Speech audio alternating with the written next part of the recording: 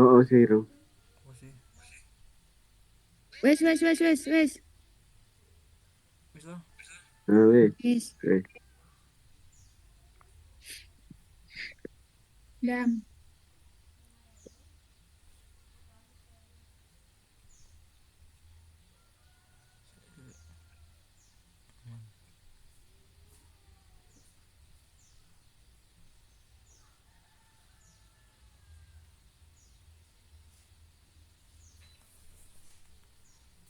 Assalamualaikum warahmatullahi wabarakatuh.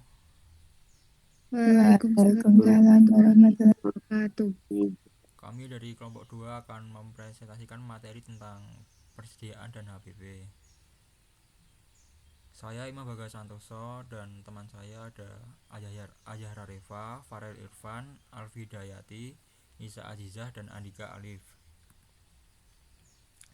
Materi yang pertama adalah persediaan, meliputi definisi dan peran. Persediaan adalah barang yang dimiliki perusahaan untuk dijual kembali atau digunakan dalam proses produksi untuk menghasilkan barang yang dipasarkan. Dalam perusahaan dagang, persediaan berupa barang dagangan yang dibeli untuk dijual kembali tanpa mengubah bentuknya. Persediaan diklarifikasikan sebagai aset lancar karena dapat dijual atau diubah menjadi kas dalam waktu kurang dari 1 tahun. Contohnya, toko sembako. Persediaan meliputi beras, gula, minyak goreng. Barang dijual kembali secara utuh. Berikutnya adalah toko pakaian. Persediaan meliputi baju, celana, jaket yang dibeli untuk dijual kembali tanpa perubahan bentuk. Yang terakhir ada toko elektronik. Contohnya, televisi, kulkas, laptop merupakan aset lancar karena cepat direalisasikan menjadi kas. Berikutnya adalah tujuan pencatatan persediaan. Pencatatan persediaan dilakukan untuk memastikan kendali operasional dan akuntabilitas aset. Kegiatan pencatatan memenuhi beberapa tujuan penting yang berpengaruh langsung pada pelaporan keuangan dan pengendalian internal.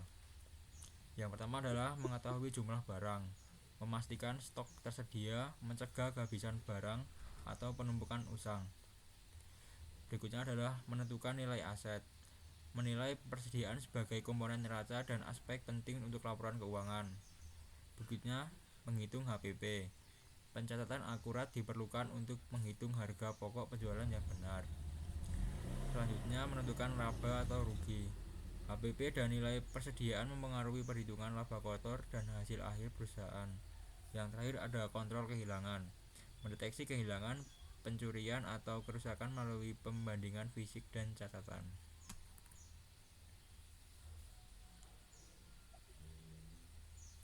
Selanjutnya ada sistem pencatatan persediaan. Ada dua sistem utama pencatatan persediaan yang umum digunakan adalah sistem periodik dan sistem perpetual.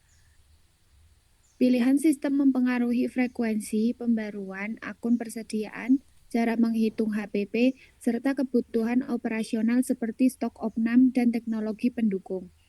Yang pertama ada sistem periodik. Pencatatan persediaan tidak diperbarui setiap transaksi, nilai persediaan baru diketahui setelah stok opnam di akhir periode. Menggunakan akun pembelian, HPP dihitung pada akhir periode.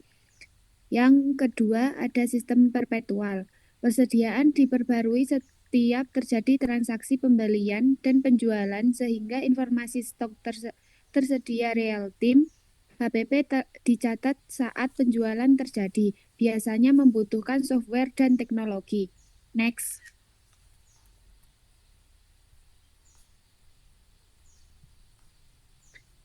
Berikut ada sistem periodik, rincian, contoh, kelebihan, dan kekurangan. Sistem periodik cocok untuk usaha kecil dan transaksi relatif sederhana. Karakteristik utamanya, persediaan tidak dipengaruhi setiap transaksi akun. Persediaan diupdate hanya pada akhir periode dan memerlukan stok opnam yang menentukan nilai akhir. Pencatatan pembeliannya, membeli barang dagang secara tunai 5 juta. Yaitu persediaan barang dagang 5 juta bertambah di debit secara real time. Yang berikutnya kas berkurang karena uang tunai perusahaan. Pencatatan penjualan, menjual barang secara tunai. Kas bertambah di debit dari pembelian dan penjualan bertambah di kredit toko dan penjualan bertambah di kredit pendapatan toko. Kelebihan sederhana dan mudah diterapkan. Biaya pencatatan relatif lebih murah. Tidak yang kekurangan. Tidak mengetahui jumlah stok setiap saat, sulit mendeteksi kehilangan barang secara cepat, HPP baru diketahui pada akhir periode. Selanjutnya akan dilanjutkan oleh teman saya.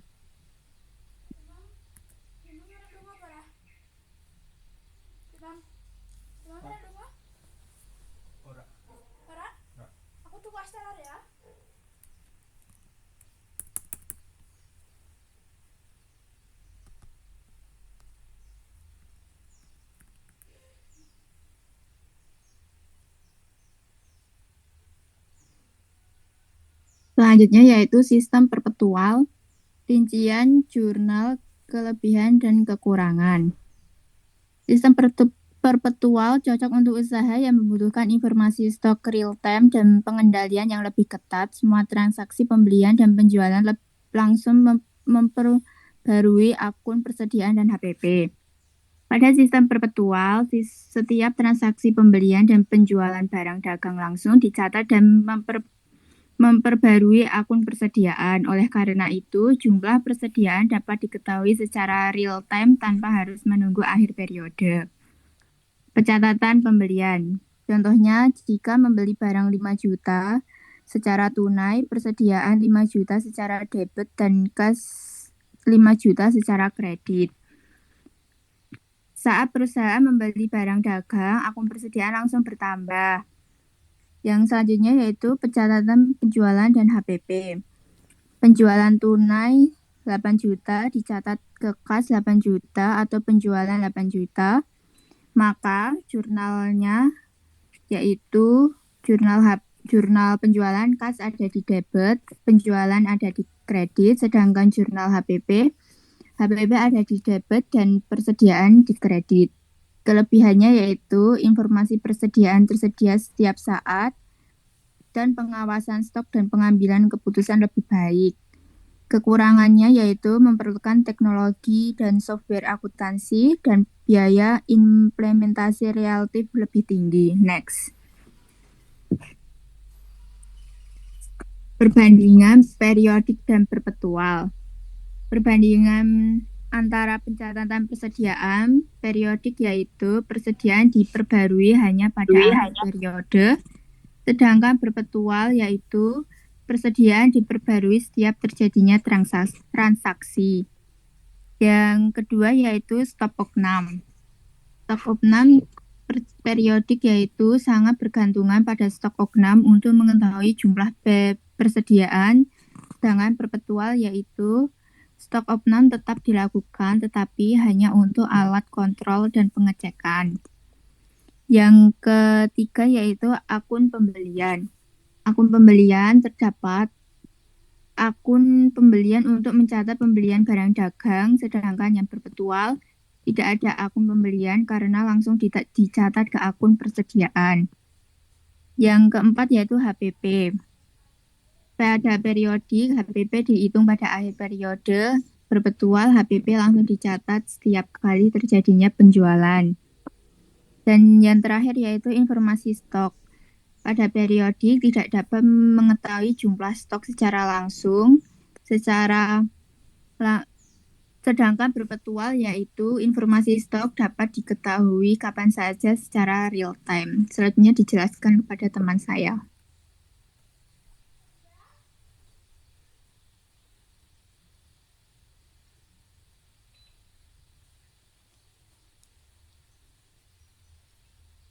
Selanjutnya ada metode penilaian dan persediaan. Ketika harga pembelian berkualitas, perusahaan memiliki metode penilaian untuk menentukan nilai persediaan akhir dan HPP.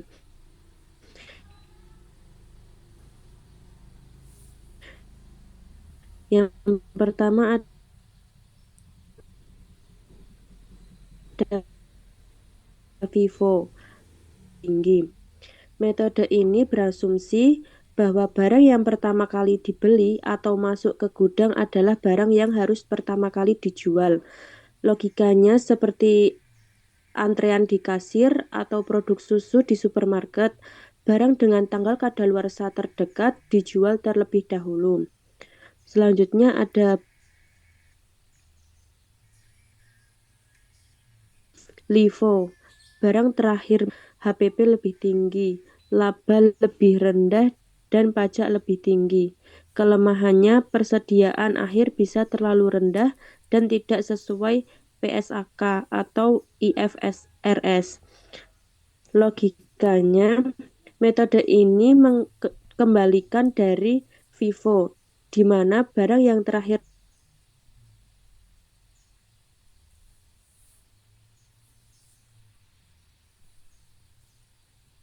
kali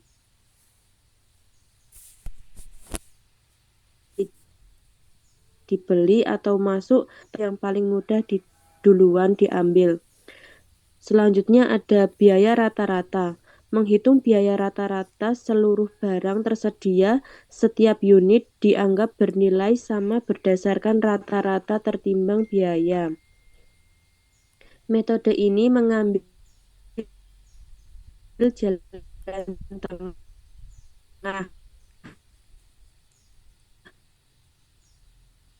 Perusahaan tidak peduli barang mana yang masuk duluan atau belakangan, tentang dia untuk jual. Biaya pembelian barang unit barang yang dijual maupun yang tersisa dikait dengan harga yang rata-rata sama.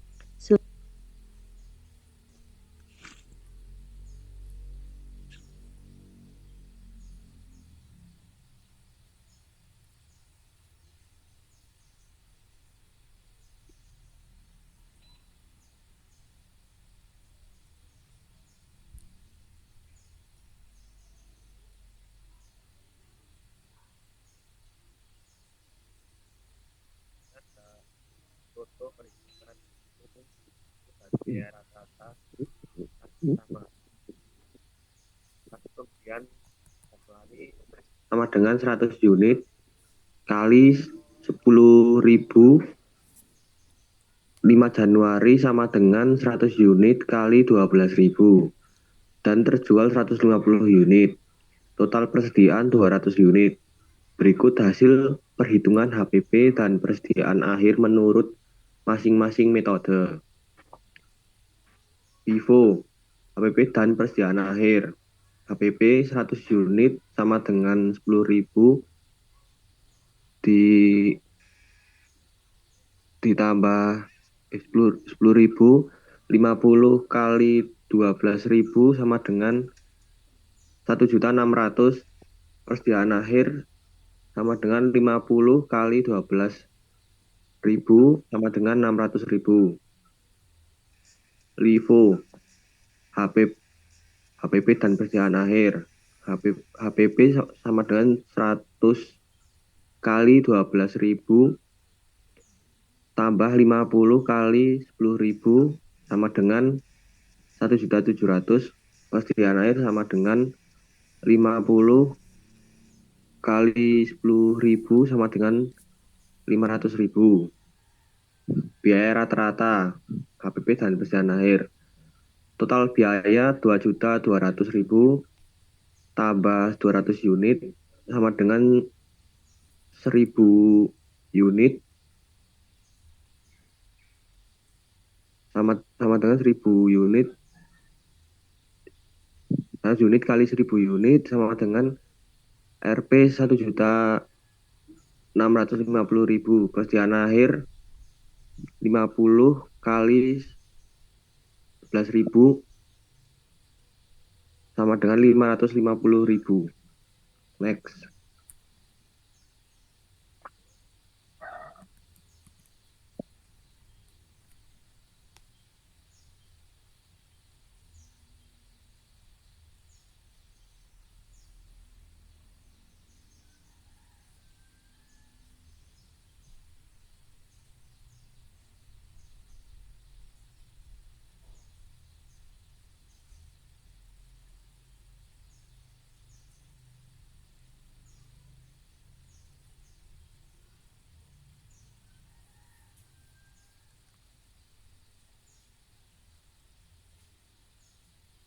Selanjutnya ada harga pokok penjualan. Yang HPP adalah seluruh biaya yang dikeluarkan untuk memperoleh barang yang berhasil dijual selama satu periode. HPP adalah komponen utama laporan laba rugi dan menjadi dasar penilaian kinerja operasional. Fungsi HPP yang pertama menentukan laba kotor. Laba kotor dihitung dengan cara mengurangkan pendapatan atau penjualan bersih. Selanjutnya, menilai efisiensi pembelian, membantu perusahaan memantau apakah biaya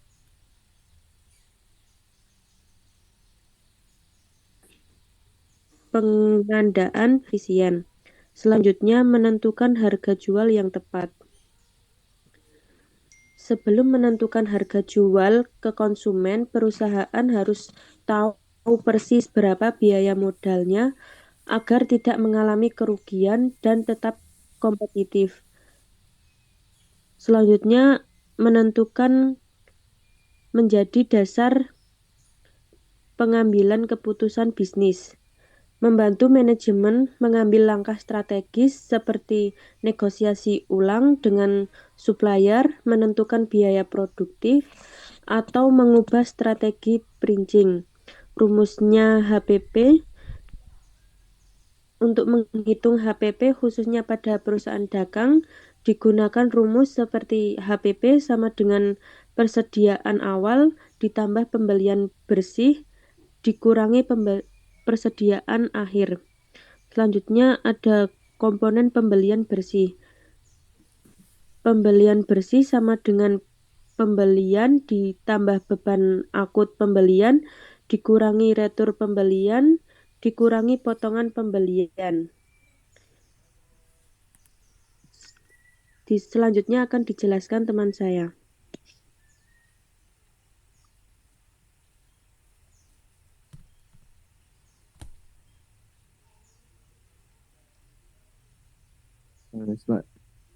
Selanjutnya, contoh lengkap perhitungan HPP dan hubungan dengan laba kotor. Data kasus persediaan awal sama dengan 20 juta, pembelian 50 juta, beban angkut 2 juta, dan retur pembelian 1 juta, potongan pembelian 1 juta, dan persediaan akhir 15 juta.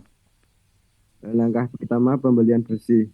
Pembelian bersih yaitu 50 juta ditambah 2 juta dikurangi 1 juta dikurangi 1 juta sama dengan 50 juta. Langkah kedua, barang tersedia untuk dijual. Persediaan awal ditambah pembelian bersih yaitu 20 juta ditambah 50 juta, totalnya 70 juta. Langkah yang ketiga, HPP. HPP 70 juta ditambah 15 juta sama dengan 70 juta dikurangi 15 juta sama dengan 55 juta. Jadi HPP periode tersebut sama dengan 55 juta. Hubungan dengan laba kotor. Contoh penjualan bersih sama dengan 80 juta dan laba kotor sama dengan penjualan bersih dikurangi HPP yaitu 80 juta dikurangi 50 juta. Jadi totalnya 25 juta.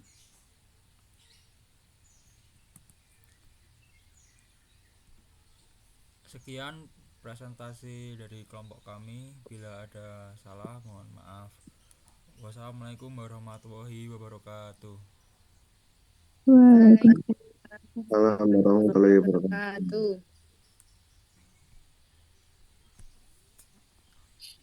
Aman Raja, aman toh videonya? Man, Oke. kowe tau sing ngepost ning YT? Sik. Sik, delete. Sora.